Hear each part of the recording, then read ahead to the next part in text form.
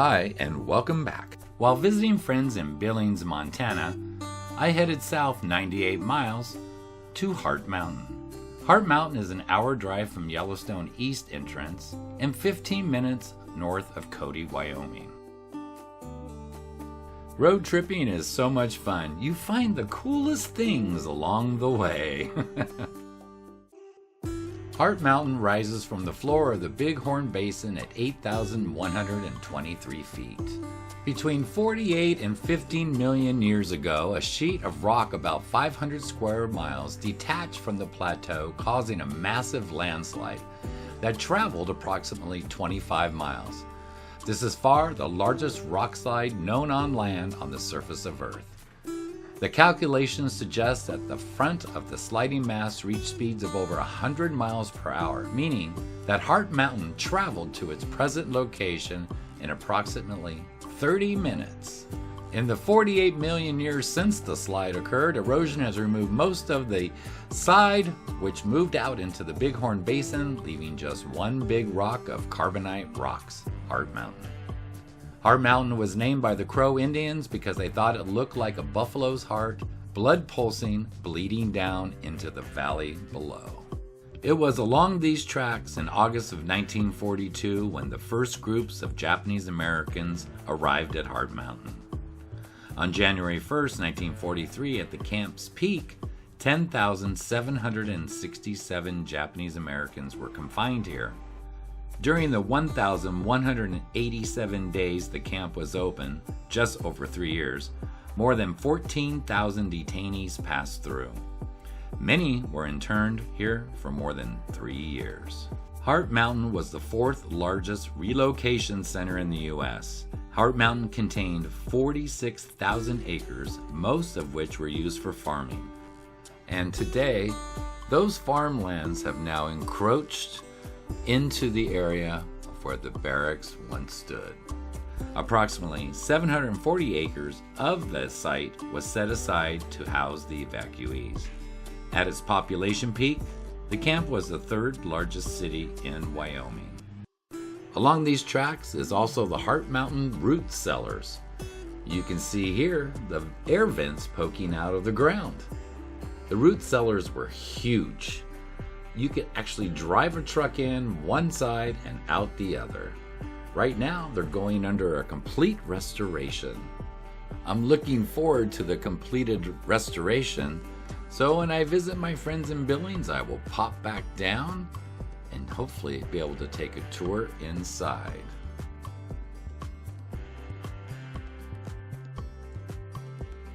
Alrighty then, enough dilly-dallying along the highway and the train tracks. Let's head on over to the Heart Mountain Interpretive Center and see what it has to offer. 50 acres were purchased by the Heart Mountain Wyoming Foundation, a nonprofit organization established in 1996 to memorialize the internees and to interpret the site's historic significance. The Heart Mountain Interpretive Center opened in 2011. I should also mention, in early 2007, 124 acres of the center were listed as a National Historic Landmark. The site of the Heart Mountain War Relocation Center is considered to be the best preserved of the 10 centers constructed during World War II, as 4 of the original barracks survive in place. Keep in mind what you're seeing right now are reproductions of the barracks as we drive around to the front of the Heart Mountain Interpretive Center. I have to say, this is pretty impressive arriving here, as I've been to Manzanar, and they had a really good center, but this place looks huge. I've also been to Poston, and of course it's a derelict. There's no reconstruction going on there whatsoever. So let's go inside and let's check it out. I have high hopes here. Walking up to the front entrance, I look down and looks like they have a buy a brick program going on to help support the museum. Upon entering the center, I was rushed into the movie room as one of them were getting ready to be started. Yeah, I'm one of those geeks. Whenever I go to a national park, I go watch all the movies. Anyhow, this gentleman was quite informative. He gave a narration before the movie started, and I found it very informative. The film was titled All We Could Carry by Stephen Okazaki. It's only 15 minutes, and I searched it and found it on YouTube. I highly recommend you go and watch it. After the Japanese attack on Pearl Harbor on December 7, 1941, President Franklin D. Roosevelt issued Executive Order 9066 on February 19, 1942. What this meant was, if you were of Japanese ancestry and you lived in the blue area here on the map or were visiting this area when the order came out, you would be sent to one of the 10 Japanese American relocation centers throughout the U.S. The Japanese American Interpretive Center Museum is amazing. It includes photographs, artifacts, oral histories, interactive exhibits about the wartime relocation of Japanese Americans, the anti-Asian prejudice in America, and factors leading to their enforced relocation and confinement. The children of Heart Mountain continued to receive their formal education. The artifacts that were here in the exhibit were pretty amazing. They even had the opportunity to be a Boy Scout and a Girl Scout, but were they really free to be a kid? The adults had various opportunities and jobs at Heart Mountain. They could work in the fields, on the motor pool, in the mess halls. They could be a cobbler repairing shoes. They could work in the ceramic shop.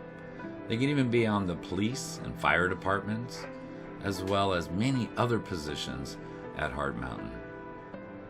They were paid $12, $16, or $19 a month. Wow. Depending on the skill level of the work. Others were left with the laundry and hauling coal to the barracks to keep the stoves going, and other day-to-day chores. It is said the elderly sat idle, and they truly never recovered, even once they returned home. The definition of wartime internment is the imprisonment or confinement of people, commonly in large groups, without charges being filed or the possibility of a trial. More than 2/3 were actually American citizens.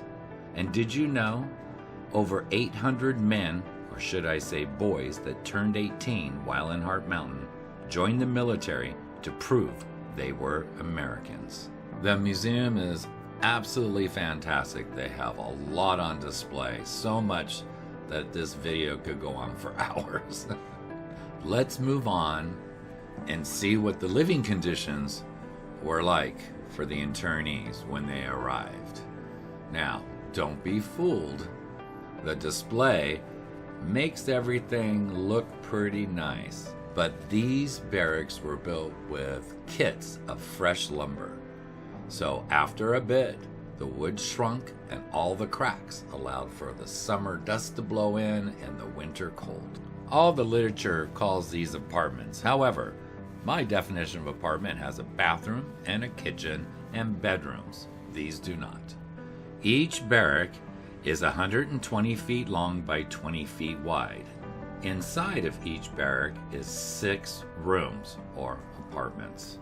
A family of 6 could occupy a 20 by 24 size room.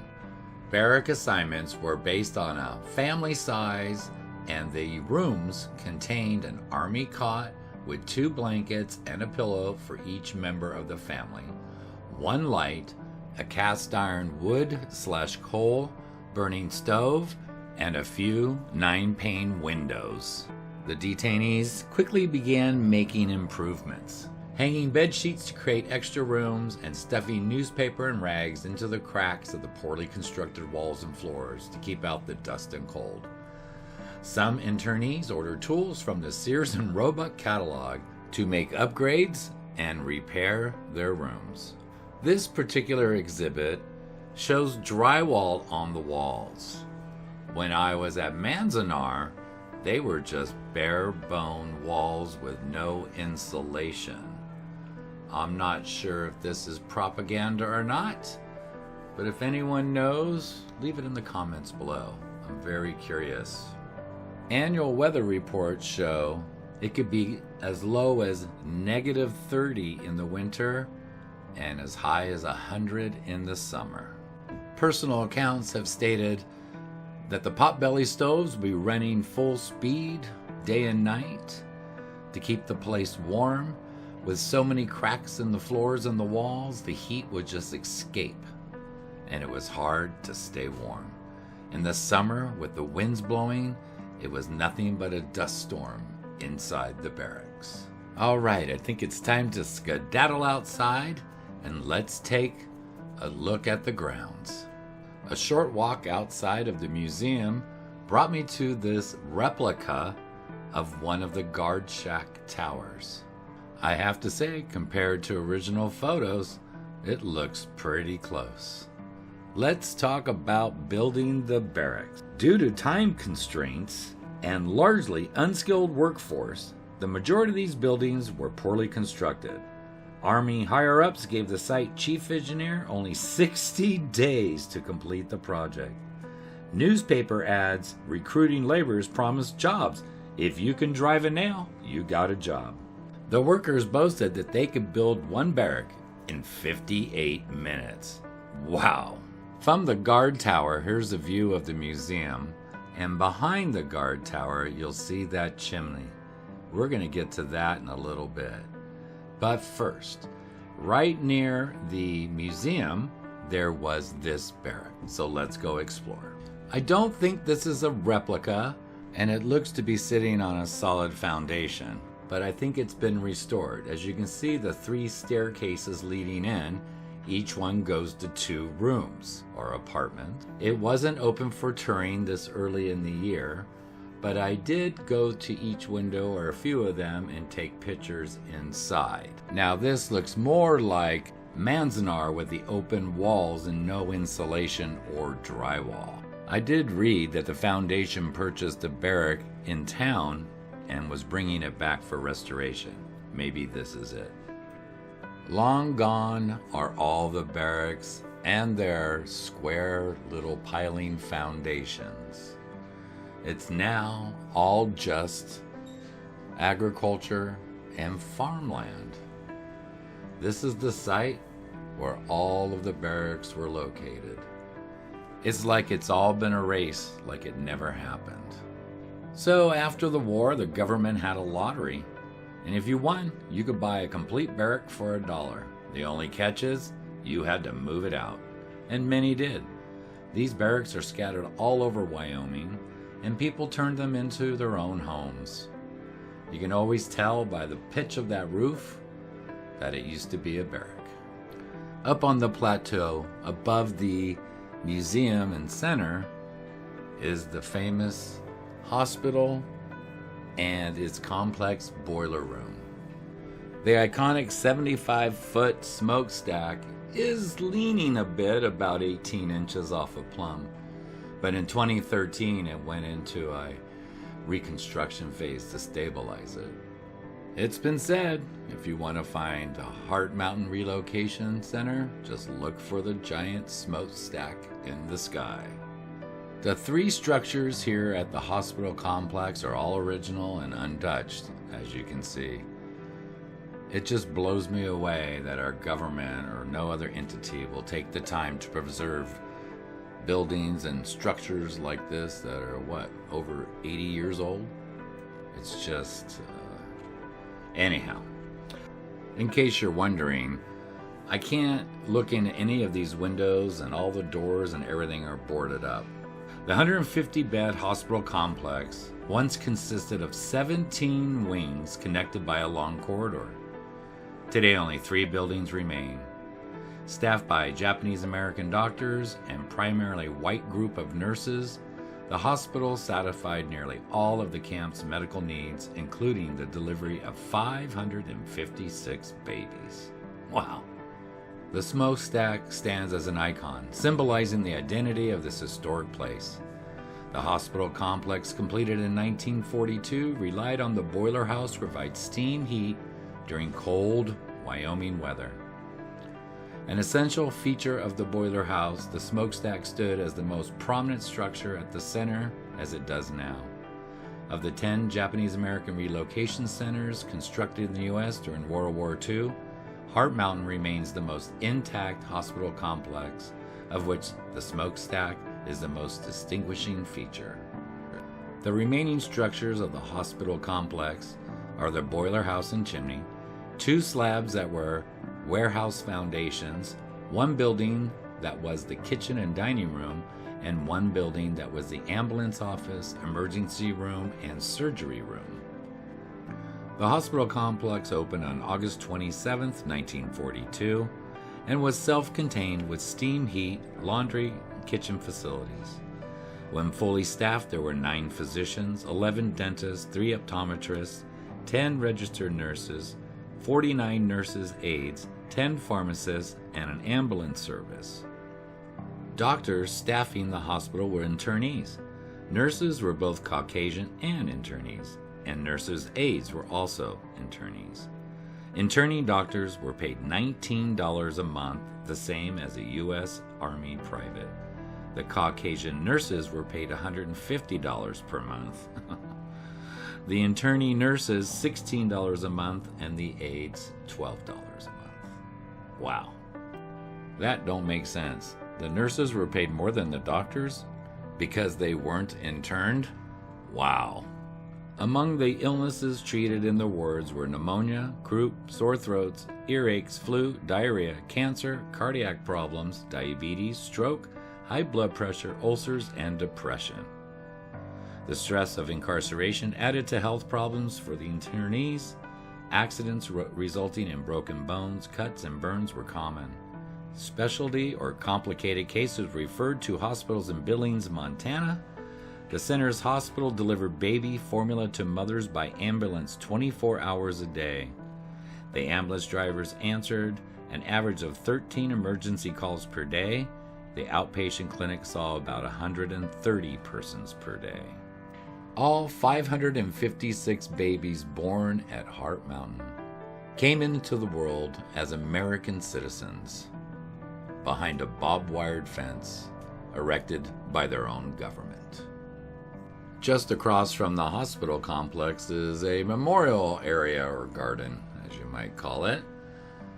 Here there's a lot of plaques and accolades. I'm not sure what all this costs, but I'd rather see that money spent on restoring that hospital complex. But nevertheless, I took a snap of each and we'll scroll through them here. Heart Mountain Relocation Center was a self-contained facility with residential and administrative buildings. A 30-block grid subdivided the residential sections of the center. 20 of the blocks contained residential buildings, and the other 10 consisted of open space for vegetable gardens and a cemetery. Each block held 24 barracks measuring 120 feet long by 20 feet wide and arranged in 24 block clusters. The hastily constructed barracks had wooden frames and black tar paper exteriors. Each section also had a mess hall, recreation facility, 2 toilet laundry facilities, 1 for each gender. They had no privacy whatsoever. On the outer circle of this memorial garden area, they had plaques that would point to different places.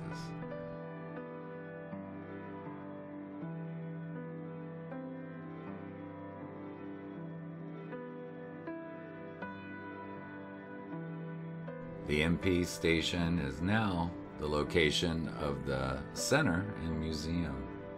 And here's an original picture of the MP station.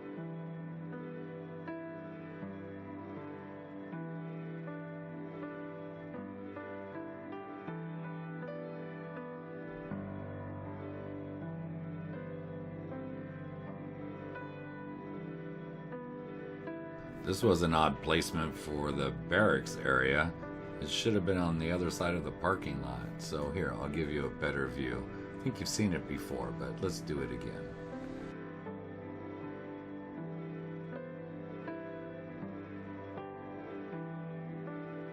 This by far was my favorite. The swimming hole. This was their recreation in camp. I like this one because the photos I have show them happy and having a good time in the hot summer heat. At least the kids have some smiles on their face. This monument, the largest of them all, is the list of all the names of the men and women who served in the armed forces from Heart Mountain in World War II. Roosevelt rescinded Executive Order 9066 in December of 1944 and announced that all Japanese Americans could begin returning to the West Coast the following month. They each received $25 and a one-way ticket on the train back to the location where they were picked up 3 years earlier. Unfortunately for most, many returning home returned to nothing, and only with the help from friends and family could they start to rebuild their lives. The last trainload of now former internees left Heart Mountain on November 10th, 1945. And if you think that $25 and the one-way ticket on the train came with an apology, think again.